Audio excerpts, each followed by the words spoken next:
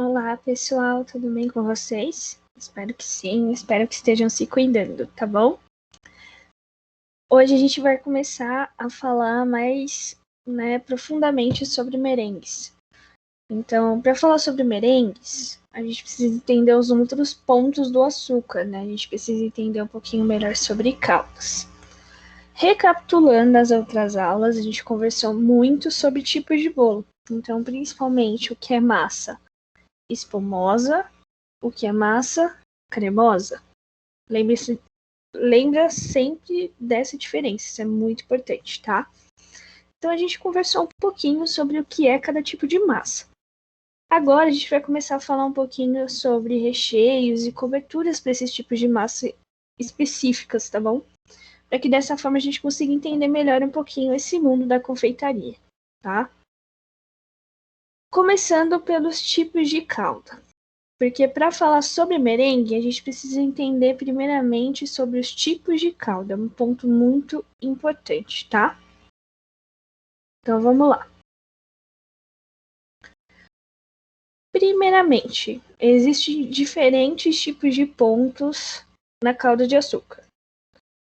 Ah, então existe assim um ponto específico para cada coisa na confeitaria? Em sua maioria, sim. Existe um ponto de coisa específico em cada parte da confeitaria. Então, vou dar alguns exemplos. Para fazer bala, né? Bala a gente faz a partir de calda de açúcar. Para fazer bala, a gente faz a partir de uma temperatura específica, tá? Então a calda ela tem que esquentar e chegar numa temperatura X ou Y. Vocês vão ver daqui a pouco. E para fazer caramelo do pudim, a gente tem que chegar a um outro ponto específico, que é diferente do ponto da bala, tá? Então é importante que vocês entendam que cada coisinha tem um ponto diferente onde a gente tem que chegar, né? No que a gente está procurando principalmente, tá? Então vamos lá. É necessário que a gente entenda que açúcar queimado e caldo de açúcar são coisas diferentes, tá? Então eu coloquei até escrito aqui para vocês que caldo de açúcar é sempre a mistura de água com açúcar. Ah, só água com açúcar? A base é sempre água com açúcar. Precisa ter água e açúcar misturados, senão não é calda, tá? Então precisa ter os dois. O que mais pode ter? Podemos ter, por exemplo, raspa de fruta, então raspa de limão, raspa de laranja, para saborizar essa calda de açúcar. Pode ser que ela esteja lá presente, não tem problema.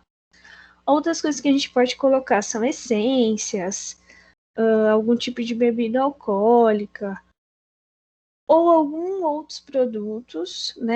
outros produtos que ajudam, né, a chegar nas temperaturas que a gente precisa sem ter nenhum tipo de erro.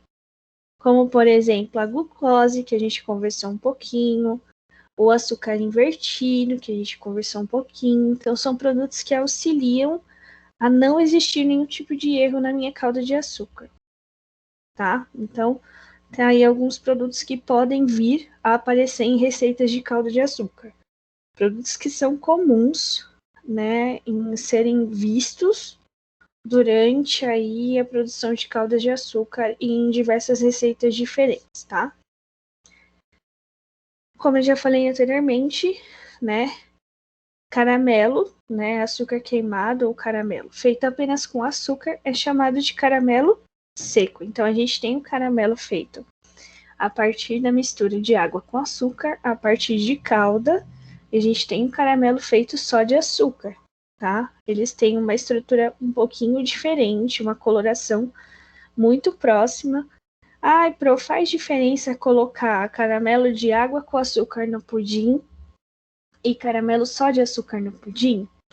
Não, né? No paladar, né? Na hora que a gente come, o gosto que tem, o cheiro, é o mesmo, tá? Isso não muda. O que muda é se você vai fazer outros tipos de produções, como por exemplo as balas, que a gente já está conversando agora. Outro exemplo, fazer uma decoração de caramelo. Então, fazer um ninho de caramelo, tá? Que são produções, decorações que tendem a ficar bonitas nas sobremesas, tá?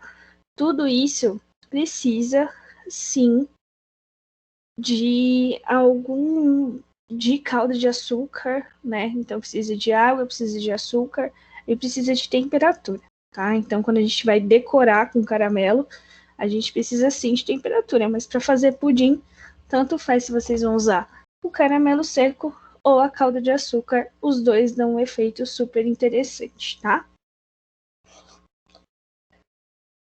Muito importante, né? É uma regra que a gente nunca pode esquecer na vida.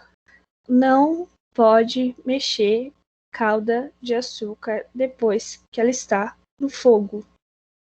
Não pode, gente, infelizmente, não pode. Eu brinco e falo que é proibido por lei você mexer calda de açúcar depois que ela já está no fogo. É um processo um pouco difícil de explicar, tá? O que acontece? A água, né, ela tem uma composição, né? A gente sabe que a água ela tem sais minerais, né? Por exemplo. E o açúcar tem uma composição diferente da água, obviamente, né? Açúcar e água não têm o mesmo gosto, não têm a mesma cor, não tem nem a mesma textura. Então são coisas diferentes. Então tem estruturas, né, que a gente fala, produtos ali dentro que o fazem diferente. E aí a gente está tentando já, quando a gente faz calda de açúcar, misturar duas coisas diferentes e fazer com que ela seja uma só, né? Quando você olha para a calda de açúcar, para o caramelo, você não consegue mais identificar o que é açúcar e o que é água. Você não consegue ver, né? Não a olho nu. Então, para a gente conseguir juntar esses dois produtos sem problemas, a gente não pode colocar um terceiro produto, que seria uma colher mexendo, né? Ou digamos assim, uma agitação, né? A gente não pode ficar mexendo esse produto ou agitando a panela com muita frequência, porque aí você acaba separando os dois. A gente chama, quando faz esse processo de separação, a gente chama isso de cristalização. Então a gente cristalizou a nossa calda de açúcar. No final, vou mostrar imagens para vocês conseguirem identificar, até mesmo se já aconteceu isso com vocês alguma vez na vida, tá? É importante que vocês entendam que a gente não pode mexer. Então, a gente mistura a água, mistura o açúcar. Antes de ligar no fogo, a gente mistura com uma colher e leva depois para o fogo e não mexe mais, tá? A gente só vai mexer nisso de novo para verificar se as temperaturas estão chegando ou se ela está no ponto desejado, aquele que eu preciso para conseguir meticulosamente fazer o que eu preciso fazer, tá bom? Por último, né, mas não menos importante, no caso dos caramelos secos, tá? Aqueles que não vão água, é só açúcar queimado para virar caramelo seco, tá? Como ele é só açúcar, não tem problema a gente mexer com a colher, mexer com uma espátula, mexer com fouet, como vocês quiserem. Não tem problema. Pode mexer sem medo de ser feliz, tá? Ele não cristaliza, ele não muda de textura e ele vai ficar mais fácil se você mexer, ele vai dissolver mais facilmente o açúcar, tá bom? Então até auxilia aí no processo de preparação das caldas de açúcar, tá? Então mexer o caramelo seco ajuda, então podem mexer sem medo. Mas não pode mexer a mistura de água com açúcar, não pode mexer calda de açúcar. Calda de açúcar é proibido mexer, mas o caramelo seco fica liberado, tá bom?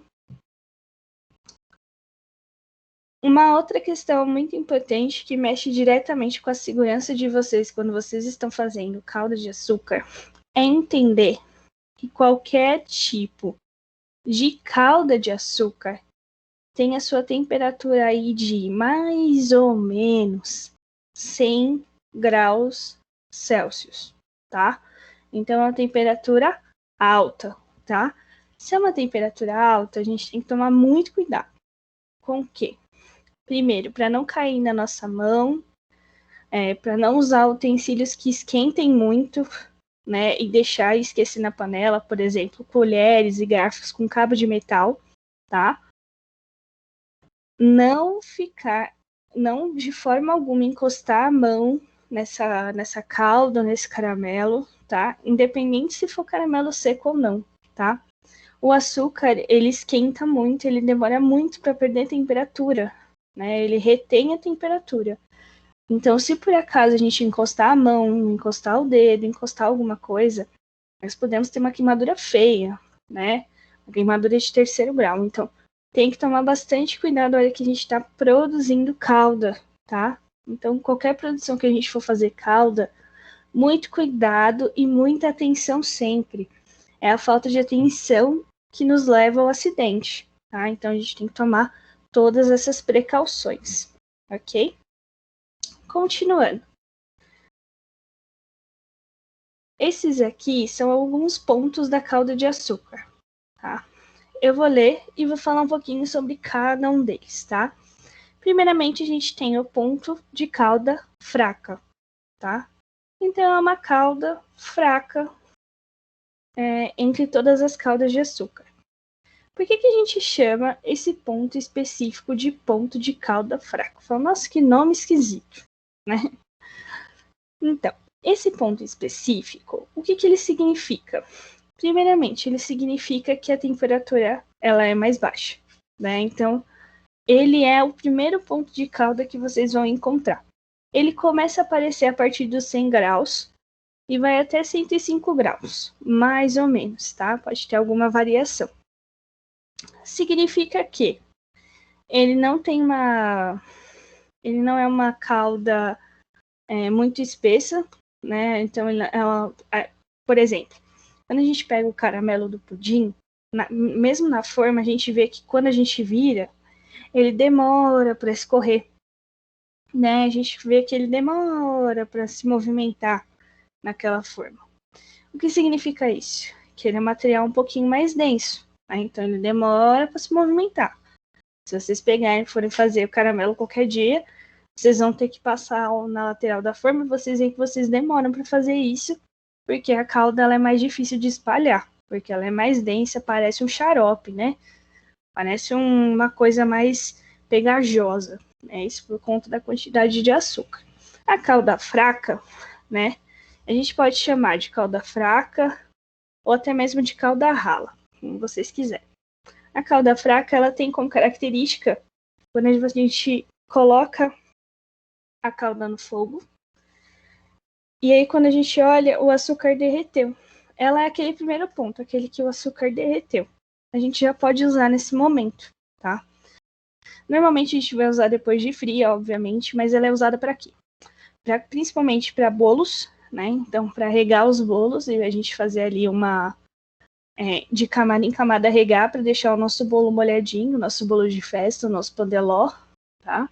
Ela pode ser usada para regar outros produtos da confeitaria, né? Ela pode ser utilizada também para saborizar alguma coisa, para ser inserida em alguma coisa, mas normalmente aqui, né, aqui no Brasil a gente usa para molhar bolo, tá? É uma das maiores características desse tipo de calda. Ela é bem ralinha, mas ela tem a quantidade de açúcar que ajudaria a conservar o nosso alimento. Lembra que a gente conversou um pouquinho? O açúcar, ele ajuda na conservação. Então, se a gente molha alguma coisa com açúcar, uma coisa já doce com açúcar, a gente tem uma conservação aí maior ainda dos nossos produtos, tá? Então é importante sempre que a gente entenda que a calda de açúcar, ela auxilia também a deixar o meu produto molhadinho e também na conservação desse produto. Isso se for feita apenas de açúcar e água, tá? E a gente vai conversar mais sobre isso durante as aulas. É só para vocês entenderem qual é o ponto. O ponto dela é líquido, tá? Ela é uma calda rala. Então, derreteu o açúcar, tirou do fogo, vocês vão ver que ela fica líquida.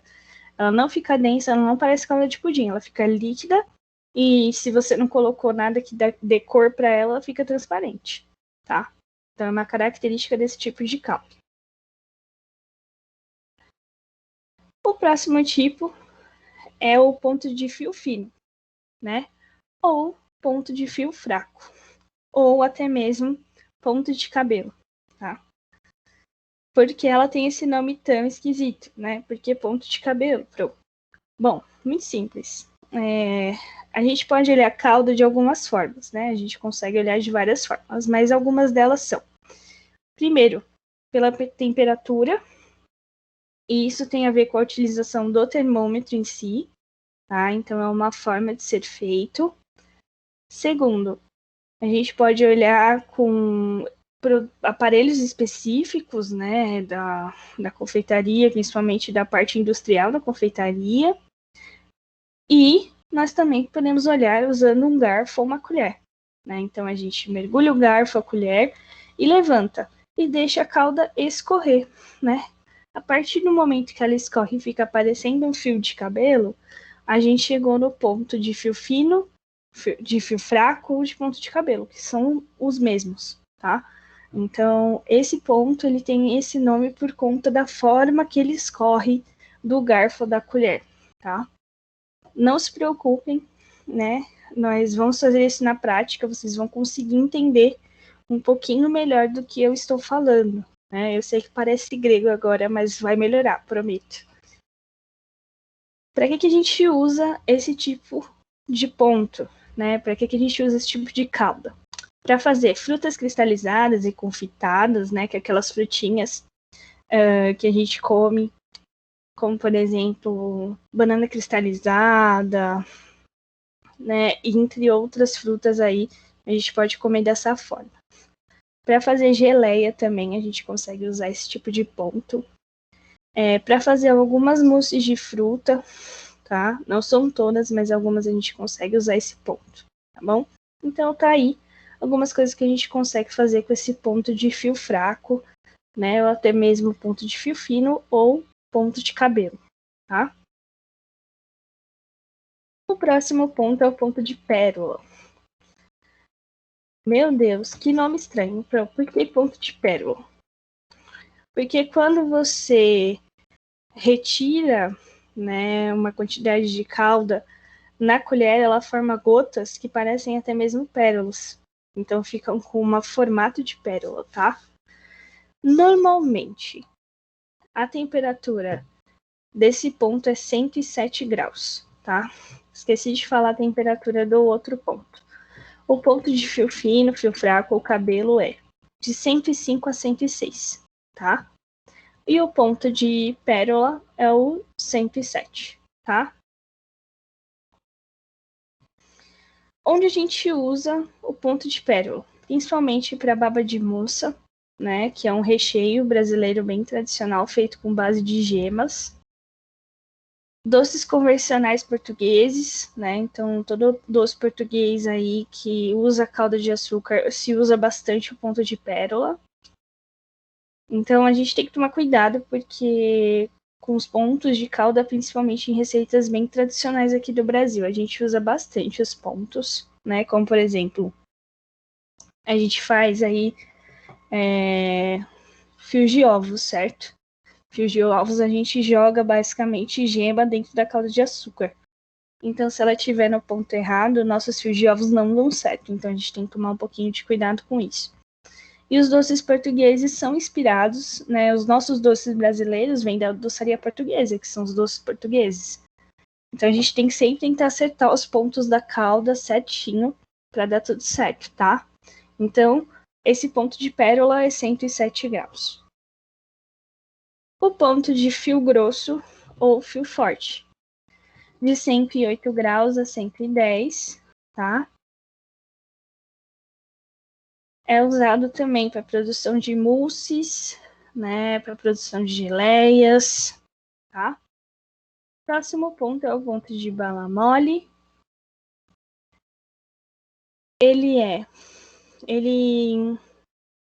Como eu posso explicar? O ponto de bala mole é usado para fazer até mesmo uma bala mole.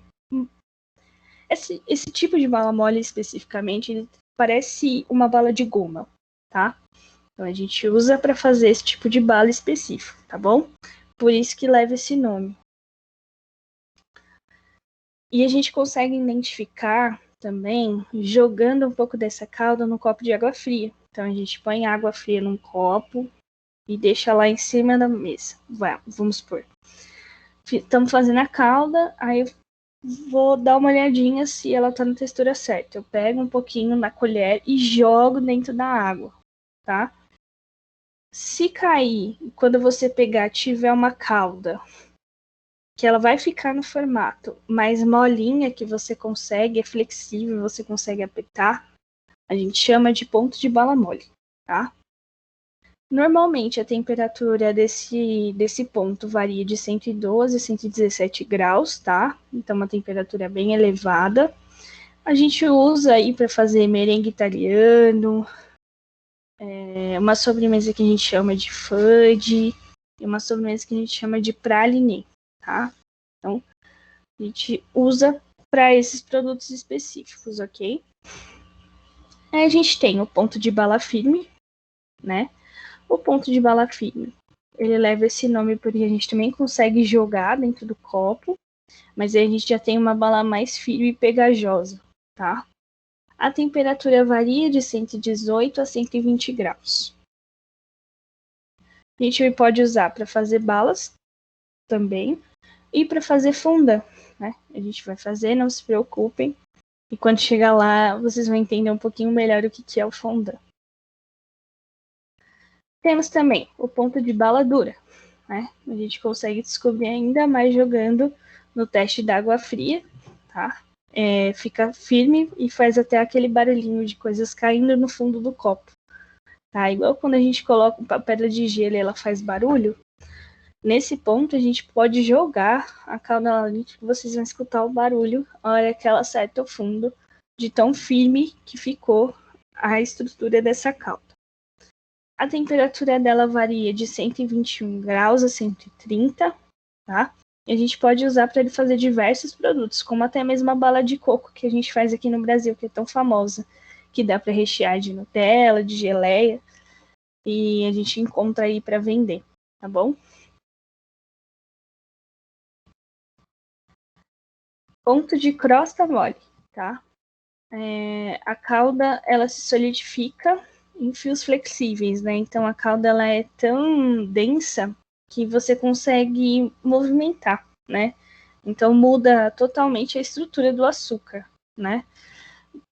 A temperatura desse tipo de calda varia de 132 a 143, mais ou menos, tá? Ela é usada para produtos bem específicos, como por exemplo, para fazer torrone, para fazer bala toffee, tá? Que são aquelas balas de caramelo, balas de café, que quando você põe na boca elas são mastigáveis, tá? A gente chama isso de bala toffee. Temos também o ponto de vidro, tá? O ponto de vidro, desculpa, gente. O ponto de vidro é quando a calda se solidifica em fios duros e frágeis, tá?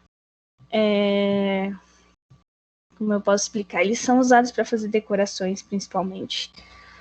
E eles têm uma coloração bem transparente, tá? Então ela ainda não tem aquela cor de caramelo. Ela é transparente, você consegue olhar e ver as cores, tá? Do outro lado. Com a temperatura mais ou menos de 149 a 150 graus, tá? A 154 graus. A gente usa para fazer alguns tipos de glacê, pirulitos, decorações, tá? A gente usa para todos esses processos aí. A gente tem o caramelo, né?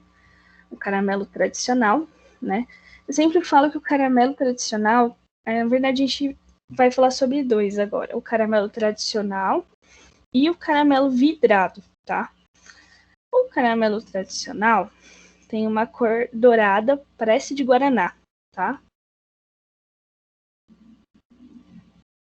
Ele varia de 160 a 170 graus e ele pode ser usado para xaropes, para sobremesas, como cobertura de sorvete, para fazer creme, para fazer calda do pudim, para revestir frutas secas, para revestir frutas tradicionais como a banana caramelada, por exemplo, tá? A gente pode usar para tudo isso. A coloração desse caramelo é muito parecida com a coloração do guaraná, tá? Quando você olhar para o guaraná, né? Então tem a mesma cor, tá bom? A gente consegue identificar o caramelo por conta da cor também.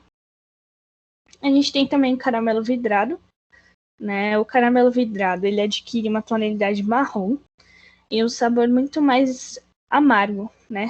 Eu falo que nós brasileiros preferimos a calda de caramelo antes da de caramelo vidrado. Por quê? É uma característica do nosso paladar, a gente gosta de coisas mais doces, né? E o caramelo vidrado, ele vem com um teor de amargor maior. Ainda não é calda queimada, mas é muito próximo da queima, então é muito fácil queimar quando chega nessa temperatura. A temperatura é de 177 a 182 graus, tá? E ele tem uma coloração marrom mais escura do que o caramelo tradicional, que tem cor de guaraná, tá?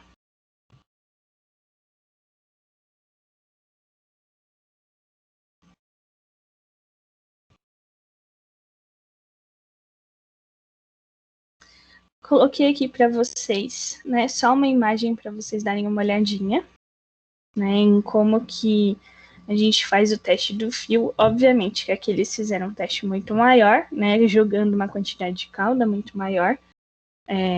O nosso teste específico pode ser menorzinho. E qualquer dúvida, eu estou à disposição de vocês. Combinado? Muito obrigada e até a próxima.